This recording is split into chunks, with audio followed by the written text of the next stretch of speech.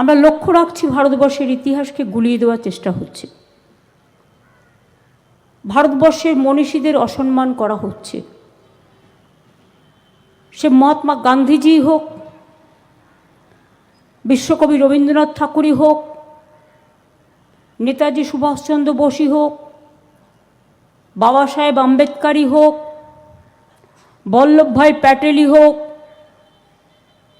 বিনয় বাদল দীনেশই হোক, ঈশ্বরচন্দ্র বিদ্যাসাগরই হোক, রাজা রামমোহন রায় হোক, ক্ষুদিরাম প্রফুল্ল চাকি হোক, মাতঙ্গিনী হাজরা হোক, একটা অসম্মান, একটা অসহিষ্ণুতা,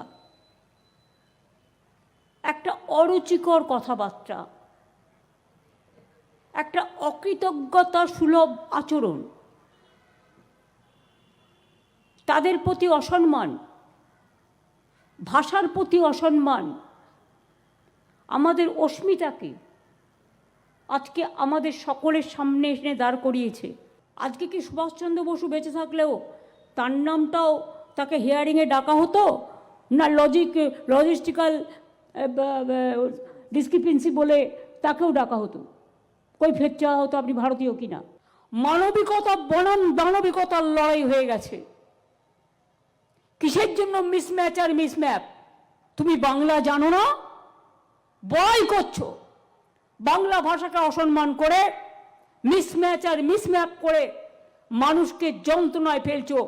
এই যন্ত্রণা আগামী দিন তোমাদেরও ভুগতে হবে, জেনে রেখো। অন্যায় কখনো কাউকে ক্ষমা করে না, অন্যায়কে ক্ষমা করতে নেই। আজকে ভাবছো ক্ষমতায় আছো, কাল ক্ষমতায় থাকবে না, সেদিন জেনে রেখো মানুষ কিন্তু পেছু ছাড়বে না। যেখানে পালাও, মানুষ কিন্তু বলবে পালাবার পথ নাই, জো মাছে পিছে।